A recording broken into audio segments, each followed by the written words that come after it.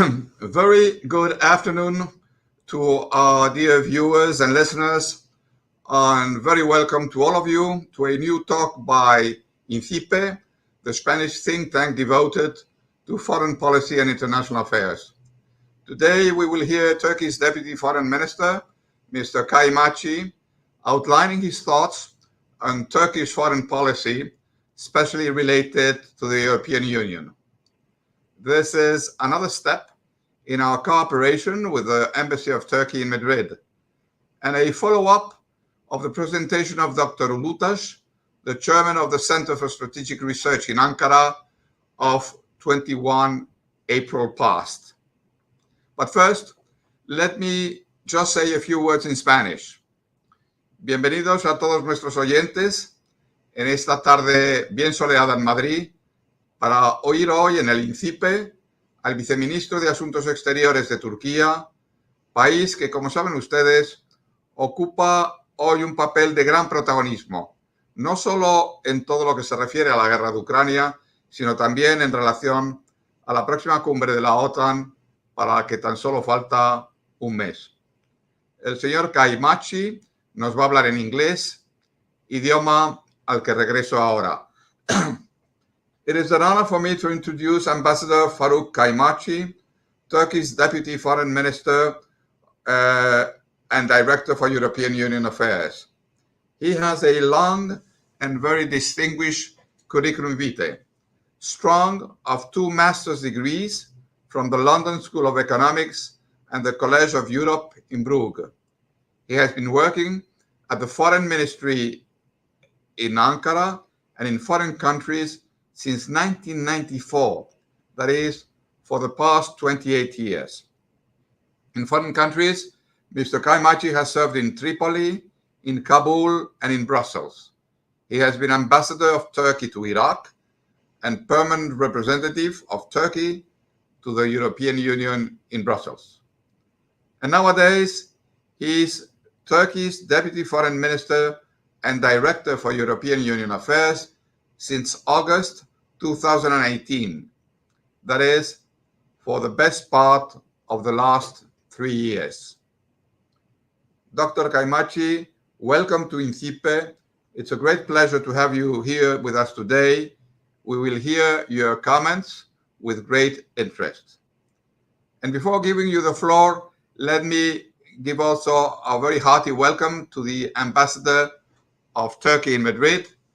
Hello, Mr. Ambassador, glad to have you here. I hope you are in touch with this broadcast.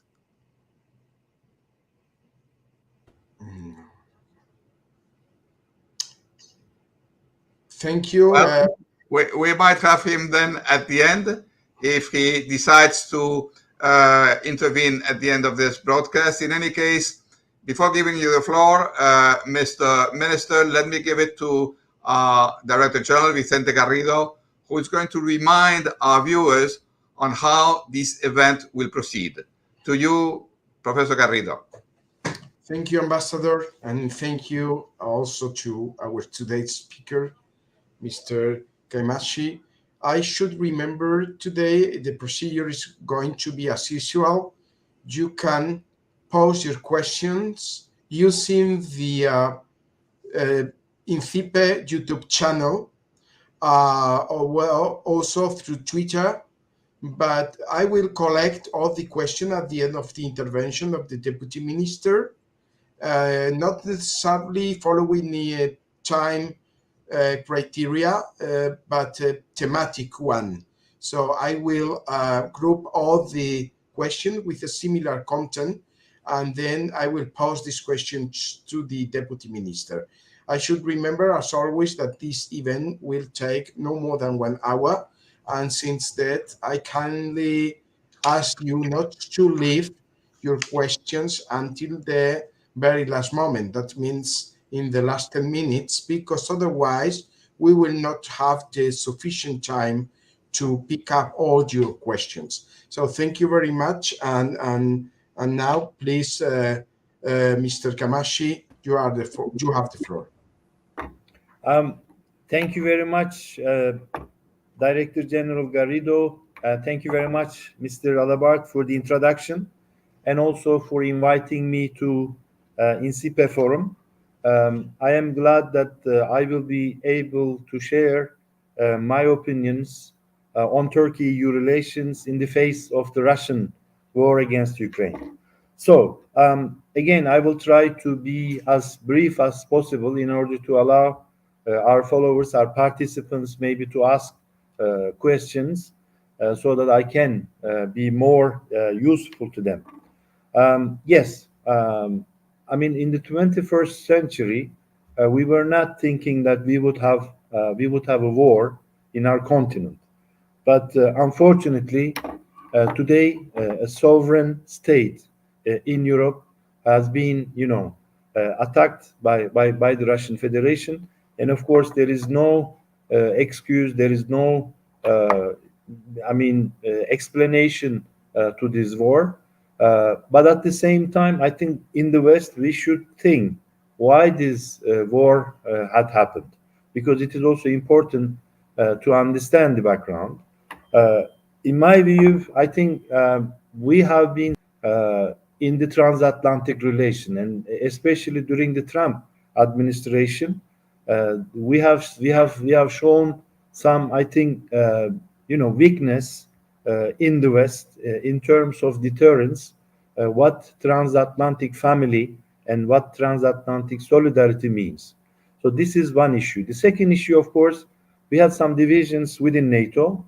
We have some divisions within the EU, and also I will focus a little bit on the position of Turkey here in Europe. Uh, we have been marginalizing Turkey from the rest of Europe. And although Turkey was supposed to be part of the European Defense and Security Mechanism through European Defense Agency, for example, or signing some sort of security agreement with the EU, this has been prevented, and unfortunately, Turkey, as as the second biggest army of NATO, as a candidate country to join the EU, had been marginalized in the last few years from the West, and I think this has also given a signal of division to the Russian administration. And I always say that if Turkey had been a member of the EU, I think NATO and the EU would have been stronger together, and NATO and the EU would create a stronger deterrence against any war, against any aggression in Europe. But this has not been the case. So all these factors have also, I think, encouraged the Russian administration to start this war easily against Ukraine. So, what is the outcome today in terms of Turkey-EU relations? Um, since I mentioned some of the points, I think this clearly shows that we need a stronger defense and security mechanism in the West. I think we should be able to have a strong relation between NATO and the EU. But as long as Turkey EU, as long as Turkey's relations with the EU in terms of security and defense are blocked by the Cyprus problem to some extent, we cannot have proper cooperation between the EU and NATO, and this is a sign of weakness. And I think now we have to work together, and we have to bring all EU countries and all NATO countries to act together and to create a stronger defense and security mechanism. But again, as long as Turkey's membership to European Defense Agency is blocked, by the Cyprus issue, as long as again Turkey's, security agreement with the EU is blocked because of the Cyprus issue, then we do not have a proper EU-NATO cooperation. And so far, Turkey has been contributing to around 80 EU common security and defense policy operations. But lately, in the last 3-4 years, Turkey has been, excluded from these operations, and Turkey was not invited to new missions, CSDP missions of the EU. Again, mostly because of the Cyprus issue. So this is an area where we need to work, and I think this Russian war, I think it forces Turkey and the EU to act, together in terms of filling the gap in Europe's security and defense mechanism. Another dimension which has emerged out of this war is the energy security. So the Russian war has clearly demonstrated that we are quite dependent on Russian oil and gas, and some of the EU countries have a dependency rate of 100%. In Turkey, we have a dependency rate of 40% for natural gas and around 20% for oil. So, and Turkey actually has been investing a lot in diversifying energy routes, in diversifying energy sources, and also we have been hoping to cooperate more with the EU. And one of the 4 main arteries of energy supplies to Europe, to the rest of Europe, is through Turkey, through Southern Gas Corridor. We have this Trans-Anatolian natural gas pipeline, which connects basically Central Asian natural gas through Turkey to the rest of Europe. And this is one of the 4 main arteries of Europe. So Turkey has been suggesting that we should use the full capacity of this corridor, and we should also get some additional, hydrocarbon resources from Central Asia or from, even Iran, hopefully, when we have a deal, and also from Iraq, and also mostly from the Eastern Mediterranean. And this is why Turkey has also proposed an Eastern Mediterranean conference in order to better manage, the hydrocarbon resources in the East Med. But unfortunately, this, conference proposal by President Erdogan, although, it has been received quite positively by the presidents of the European Commission and the European Council, unfortunately, it was blocked. By the way, also in the accession negotiations, our energy chapter is again blocked by our Greek Cypriot neighbors. So we have a huge energy security issue at hand, but 1 or 2 member states can block, this energy cooperation potential between candidate Turkey and the EU. So this energy security issue is becoming more and more urgent issue, and I hope that we can get rid of these blockages and we can build up on the positive agenda. And in this sense, of course, I only mentioned hydrocarbon resources, but Turkey is also quite strong in terms of renewable energy, and almost 54% of our installed capacity is based on the renewable. So Turkey is becoming a renewable energy country, and we are also ready for partnership and for alliance with the rest of Europe to develop energy out of renewable resources. Again, the third important issue which came about after the Russian war is the increasing pressure of irregular migration in Europe. We have already, in Turkey, 3.8 million Syrians that we are hosting, and we have 400,000 more Asians that we are hosting in Turkey, so 4.2 million.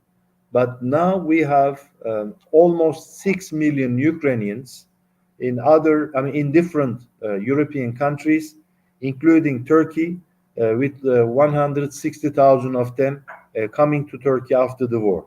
So this means that irregular migration becomes more pressing issue. We cannot ignore, because of the Ukrainian crisis, the irregular migration which comes from Syria, which comes from Iraq, which comes from Afghanistan. So, and also because of the pandemic and because of the negative effects of the climate change, the number of irregular migrants towards Turkey and towards the rest of Europe is going to increase. And we cannot just, watch these developments. I think we need to act together. And Turkey is taking, the biggest burden of irregular migration in Europe, and we need to devise better strategies to cope with this irregular migration. There, of course, we have some proposals to the EU. We need to work in northern Syria. We need to work on the eastern border of Turkey, which are the borders of Europe and NATO. And also we need to work together in source countries. I think this is also an area where Turkey and the EU can advance, in the coming weeks and months. Another dimension which came to the European equation out of the Russian war is the economic recovery and also strengthening the supply chains. So we have already quite a lot of negative impacts of the pandemic, and because of the pandemic, we also had problems concerning supply chains to Europe, and we need to have a quick recovery. Of course, in addition to this problem, now we also have the Russian war against Ukraine disturbing the markets, increasing the energy prices, but also increasing food prices, and enormously. And there again, there is a huge potential between Turkey and the EU, to get rid of this heavy economic burden, and to accelerate the recovery program. So we have the customs union between Turkey and the EU, which should be updated without any further delay, because this is an important tool. The EU is number one trade partner of Turkey, but also let's not forget that Turkey is the fifth or sixth biggest trade partner of the EU. So if we can devise an updated customs union, including services, including agriculture, energy, public procurement, of course, depending on the negotiations, this can be very good tool for Turkey and the rest of Europe to contribute to their recovery programs, to their recovery efforts. So this is why I think we should also use this instrument, which became much more urgent with the Russian war. But also, even before the Russian war, the Green Deal, the EU Green Deal, is forcing us to update the current customs union. If we are going to have carbon border adjustment mechanism within the customs union, if we need some sort of common emission trading system within the EU, and of course, Turkey is part of the EU in terms of commerce, in terms of competition policies. So we need to update the customs union, and this will also help us in terms of moving together towards green trade, towards digital trade, and towards a green Europe. Maybe one-fifth important element that the Russian, war has brought to our attention is the food security. Food security in many senses. First, of course, Russia and Ukraine were the biggest, producers of grains and cooking oil, and also different agricultural products. Now, because of the war, they cannot export most of these products.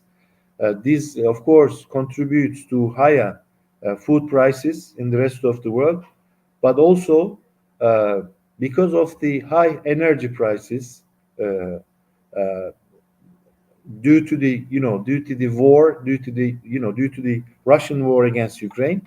Uh, so production costs have increased in agriculture, and we started facing some shortages. For example, in different parts of Europe, some grains, some cooking oil, some fertilizers, and this will be something that we need to deal urgently. And I think Turkey and the EU has a great potential, because Turkey is also a big agriculture country, and it is one of the uh, rare self-sufficient countries in many agricultural products. But of course, if we can have some joint policies, joint practices that we do normally have through instrument for pre-accession and also instrument for agricultural and rural development, IPART. And if we can work more on this, I think we can also address the food security problem in Europe. And I am happy to announce that we have just recently had Turkey EU high-level dialogue meeting on agriculture, and we decided, to work together to meet as quickly as possible the urgent food needs of Europe. The sixth dimension which came to our agenda out of the Russian war is the enlargement policy of the EU.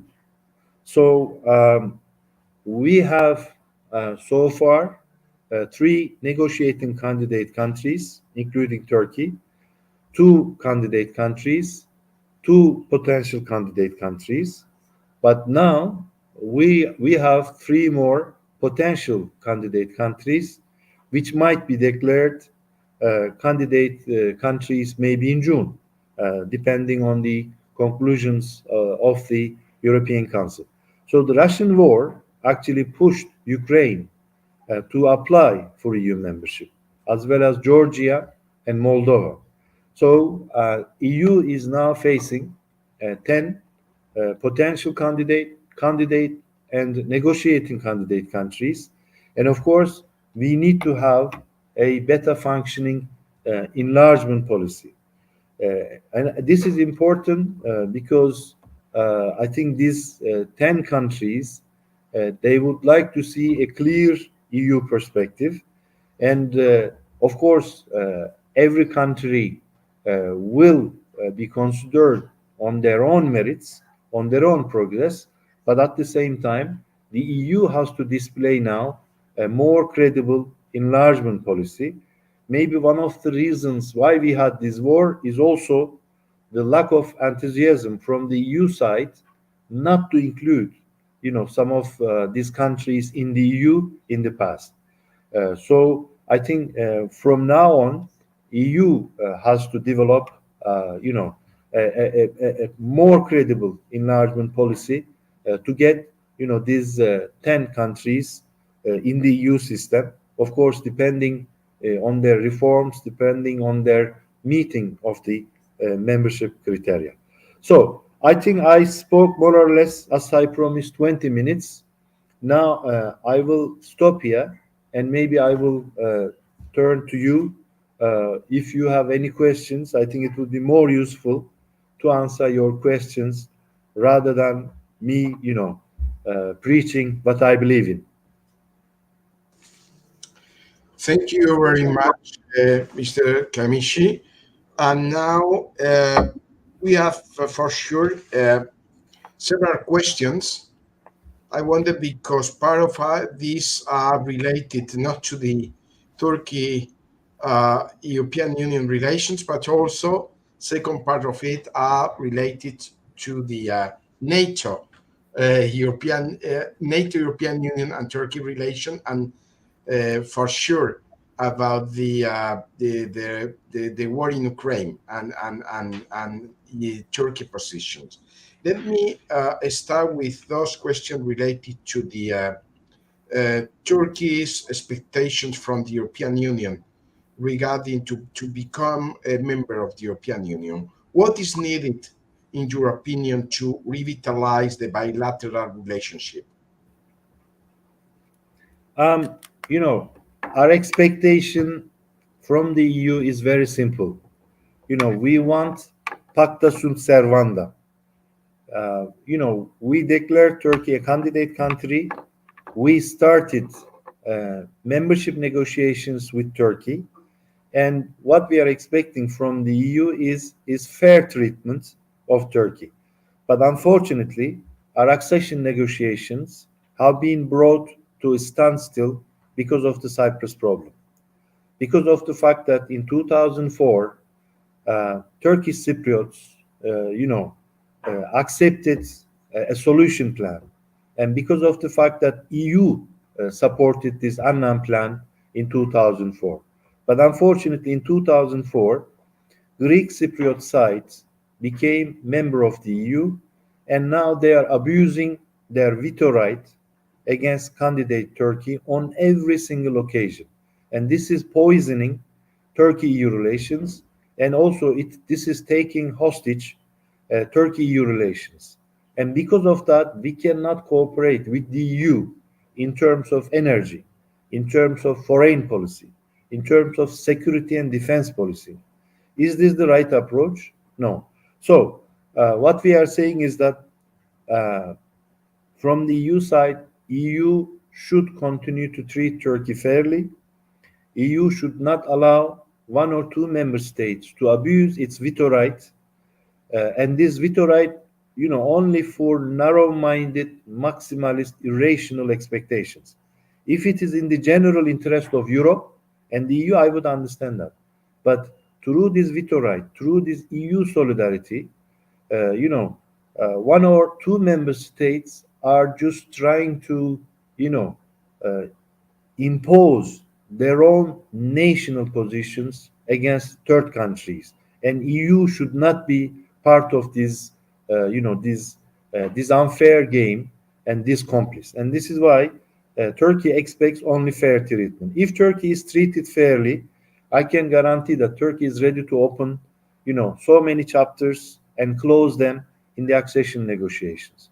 So, and this, of course, I don't deny that we have issues with Greece, or Turkish Cypriots have issues with the Greek Cypriots.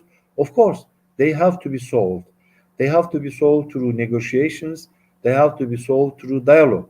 But if Greek and Greek Cypriots, if they make every single bilateral issue a European issue, and if they try, if they try to impose their national position to the EU, and actually they are complicating the issues, they are creating more problems, and it becomes, unsolvable. So this is why the only expectation that we have is fair treatment, and of course chapters should be open and closed depending on Turkey's meeting opening and closing benchmarks, and this is what we need. And again, Turkey should be invited to those meetings with all the candidate countries, and there should be no discrimination among the candidate countries. But unfortunately, in the last few years, especially, we have this marginalization of Turkey, and this situation is not helpful to the EU. It is not helpful to the Greek or Greek Cypriots, and it doesn't solve any problem. So we need more engagement, and we need much, much better understanding. We don't need another Russian war to remind us that how important it is, the Western unity, NATO unity, and NATO EU unity. And without Turkish membership to the EU, I don't see this unity will be possible, Thank you, Mr. Deputy Minister. Turkey's opposition to Russian sanctions 2 months ago stokes also suspicion of sanctions busting. What is now, in the 1st of June, Turkey's position to those sanctions, especially to the Russian Western sanctions? Um, Turkey fully implements UN sanctions, Turkey is together with the Council of Europe and with the EU in terms of condemning this brutal unprovoked war against a sovereign state in Europe. But in terms of sanctions, in principle, Turkey only implements UN sanctions. Remember, we are not yet a member of the EU. So if the EU expects Turkey, to implement EU sanctions, I think the EU should have coordinated with Turkey, should have consulted with Turkey, because Turkey is one of the countries, which is most affected from this war. We have huge trade volume. We have a big number of tourists coming from Russia. We have higher level of energy dependency on Russia. But what is important here is that unfortunately Turkey, as a candidate country, has not been invited to Gimnik meetings where member states and candidate countries discuss regional policies and they discuss the alignment policies. But unfortunately, because of the Greek Cypriot escalation in the East Med since 2017-18, we have not been able to have these consultations and meetings with Turkey. So EU decides on its own and immediately expects Turkey to implement its decisions. It doesn't work like this, because within the EU you have your internal solidarity. Of course, some of the countries, some of the member states would not be able to implement these EU sanctions, but EU helps them with the next generation EU fund. EU helps them with cohesion policy funds. EU helps them through different EU tools. So if the EU would like to see better cooperation in terms of actions to be taken against this war, the best thing is to include Turkey in the consultations and treat Turkey as a candidate country properly. And then, of course, we will have more cooperation. But meanwhile, Turkey is implementing fully the Montreux Convention, which enables us not to allow any warships through the straits. This is very important. Turkey also takes the same view with the rest of the West, and also within NATO, full support all the decisions, all the actions taken by NATO, taken by the Council of Europe. So we are the West, we are Europe, we are on the same page. But in terms of sanctions, Turkey and EU needs to work together more, and also Turkey's situation should be understood fairly. Otherwise, of course, it is easy to say, follow the sanctions, but and also in terms of, the results of the sanctions, we have to have, consultations to get the results needed.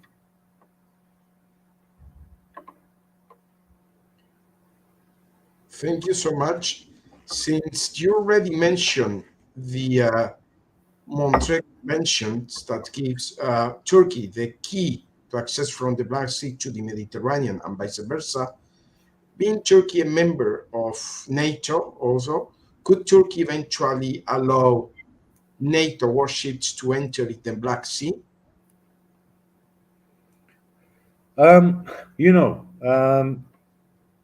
The issue is here, do we want to have, do we want to have a larger war or not? The question is, what we are trying to do now is to bring the positions of Russia and Ukraine closer in order to enable a ceasefire and hopefully a peace. But any step which would provoke, a more comprehensive war, a more complicated war, would not be in the best interest of anyone in NATO. But of course, Turkey is one of the most important allies of NATO. We will have we are having our consultations within NATO. Of course, if it comes to a NATO unanimous decision, we will be there. But again, everything has to be calculated well. Thank you very much. Regarding NATO enlargement, Turkey has reservations on Sweden and Finland being accepted as full NATO members. If it's so, and if it is, what are you asking from those two countries for Turkey to abstain from vetoing them? Do you think it would be possible to solve this problem or your reservation with Sweden and Finland before the forthcoming summit in Madrid? You know, Turkey has always supported NATO open door policy. We have not, for example, vetoed, return of Greece to NATO, or return of France to the military wing of NATO in the past. For us, it's not a question of a bilateral issue. For us, it is a question of security, defense, and counterterrorism. NATO is an alliance. When you are in an alliance, you are there, one for all and all for one. And you should not have any doubt, any suspicion about the other allies, full support to your security, to your defense, and to your territorial integrity. And this is very important. So NATO, first of all, is a NATO defense and security organization. And today's security and defense is mostly linked to terrorism. And unfortunately, there is some strong evidence that Sweden and Finland, is giving some support to PKK, PYD, YPG terrorist organizations. And unfortunately, some of the weapons provided by, especially by Sweden, ended up in the hands of PKK in northern Iraq, in northern Syria. So Turkey's expectation is quite legitimate, as the NATO Secretary General confirmed. So we have security concerns, and these legitimate concerns should be addressed. Namely, Sweden and Finland have to stop, any sorts of support to terrorist organizations. But also, these two countries have, imposed some restrictions on some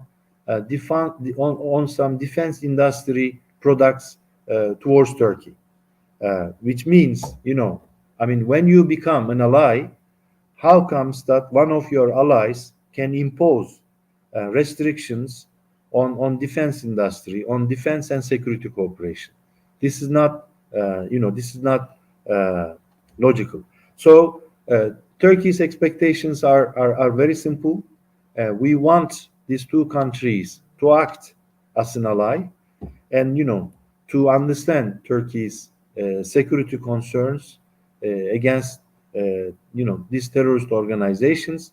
And I think if this is addressed, then of course Turkey will not have any difficulty. But until these two main issues are addressed by these two candidate countries, Turkey will not be able to allow, because there is also a public outrage.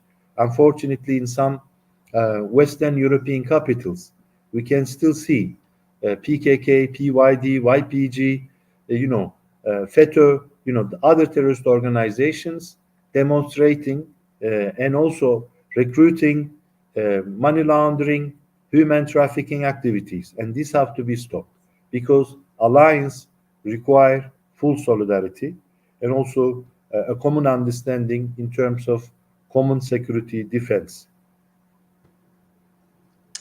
Thank you, Mr. Kamashi.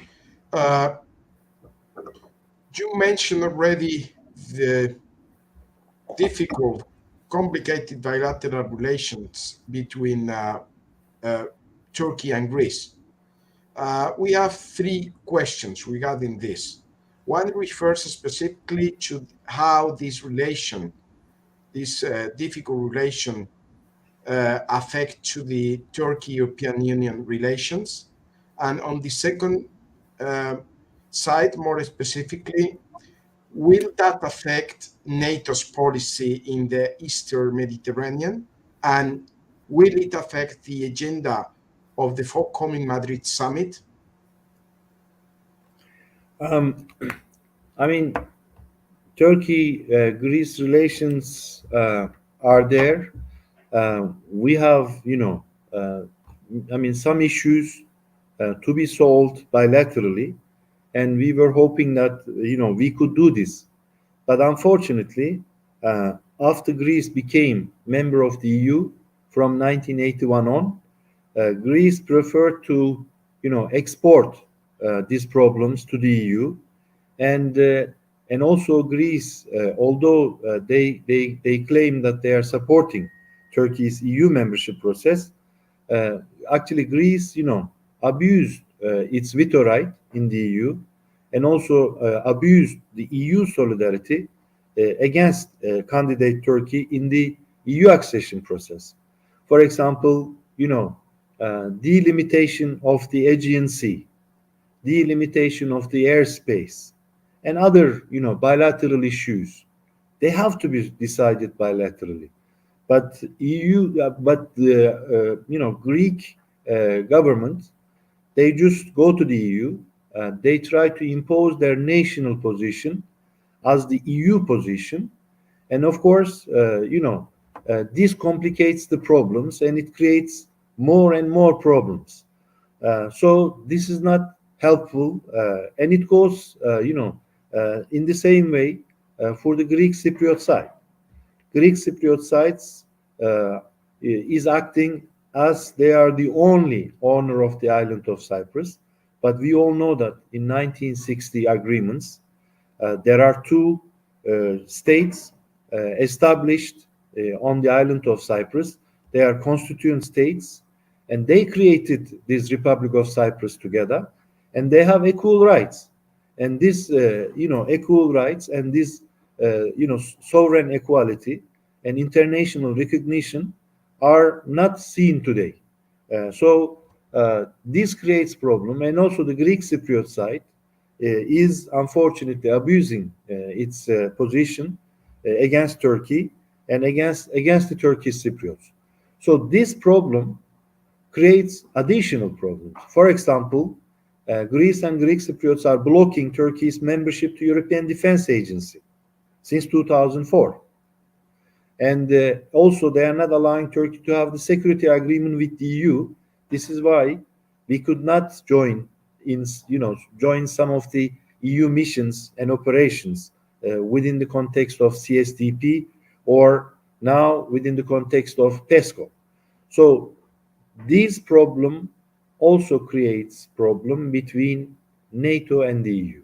So Greek Cypriots, they want to have access to NATO, but Turkey, as a NATO member, is not allowing this to happen. So this is really a waste of energy and waste of time. Instead of solving problems bilaterally, unfortunately, they are complicating, and they are trying to Europeanize these problems, which become, more complicated to be solved. Of course, it has also complications when it comes to Eastern Mediterranean, when it comes to borders of Greece and Turkey.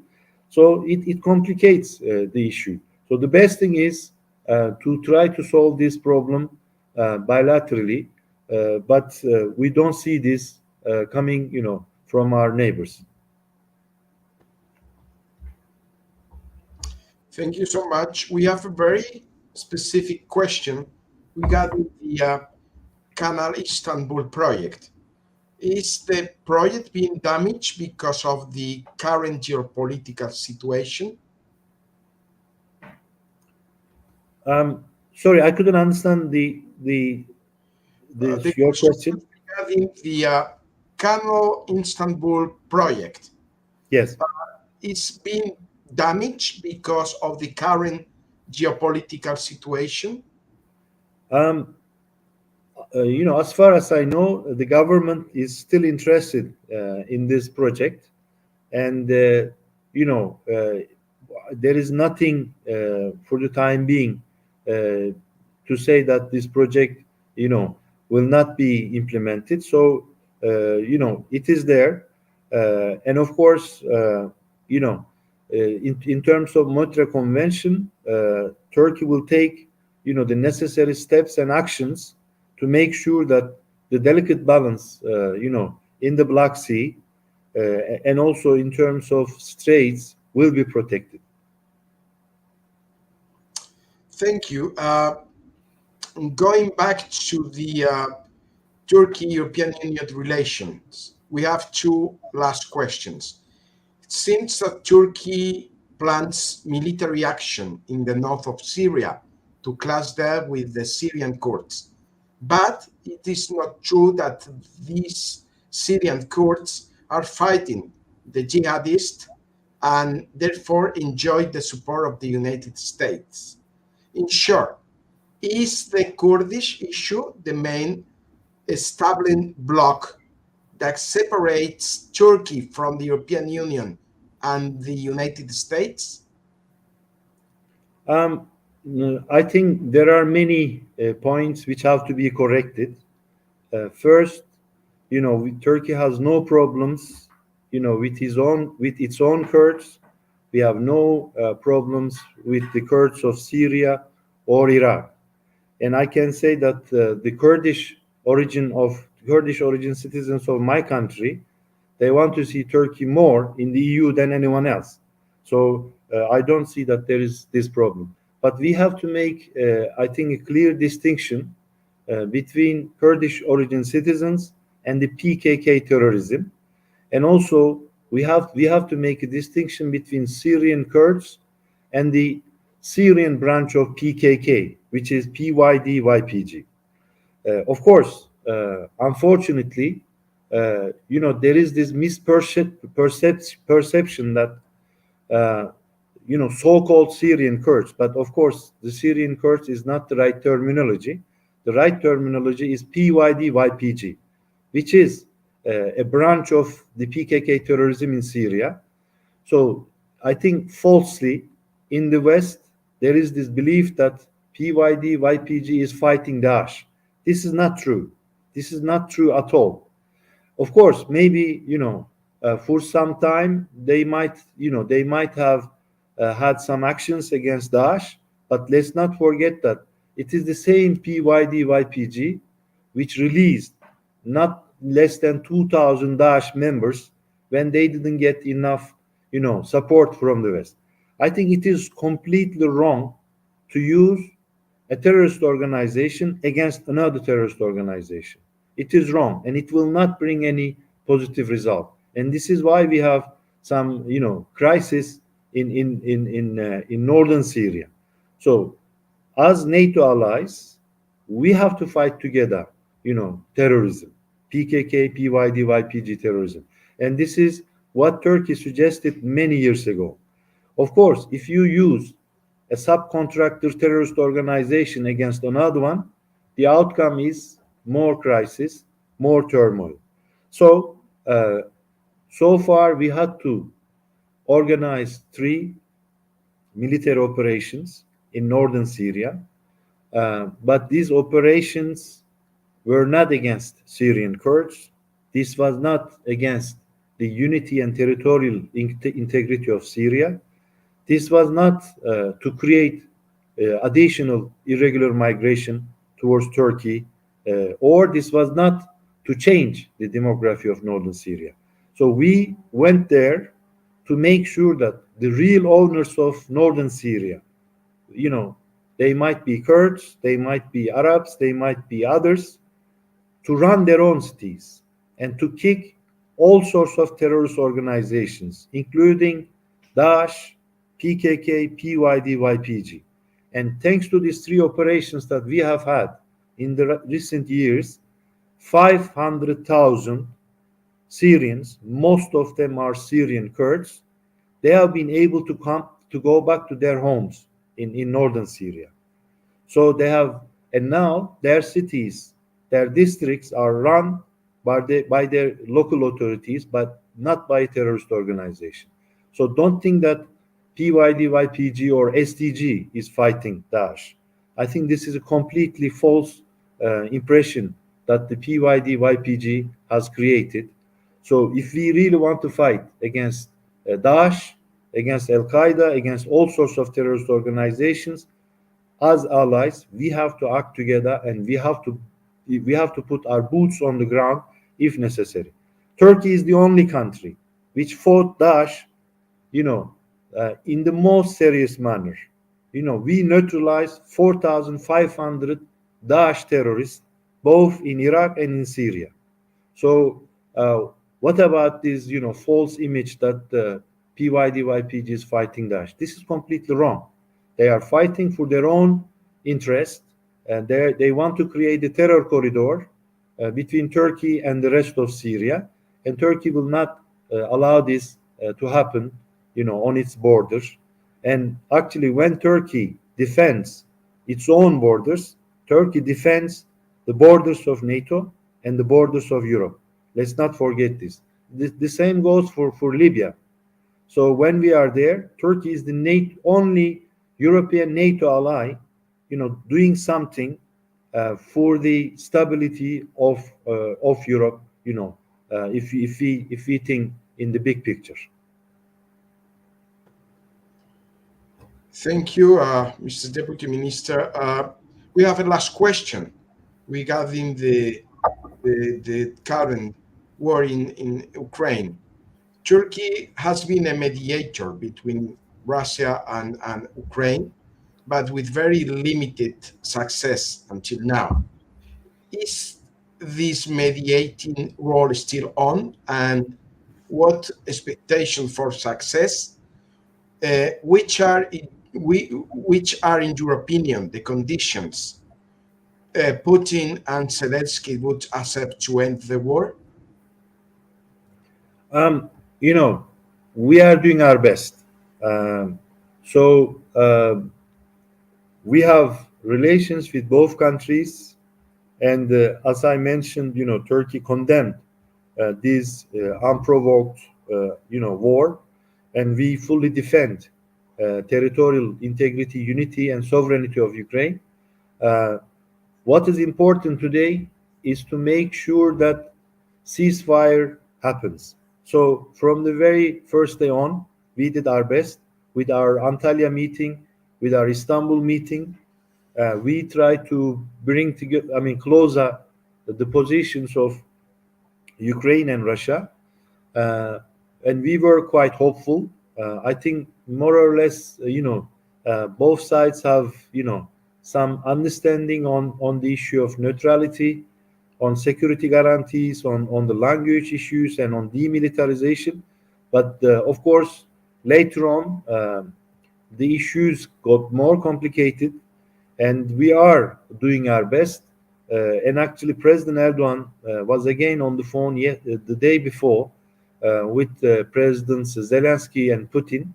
And also, we are in contact with the UN, and we are, again, trying to bring the sides together, if necessary, with the UN. But also, since the war is still going on, and we need to also tackle, the daily problems of the war, such as, for example, release of some people from, some places, and also release of some agricultural products, grains, cooking oil, and fertilizers, these sort of things, and also, to enable, some sort of, corridors for evacuation of some people or some soldiers. We are working hard, and of course, no one can guarantee any results. And of course, it is up to the Ukrainians and the Russians to decide, for a ceasefire or for a peace agreement. But in any case, Turkey would do everything possible, in its capacity to bring as quickly as possible a ceasefire and peace. Otherwise, we will be all losers in Europe.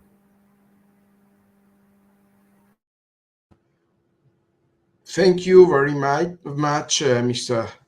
Kaimashi, sorry. And then before we conclude, thank you also very much for all your questions for participants.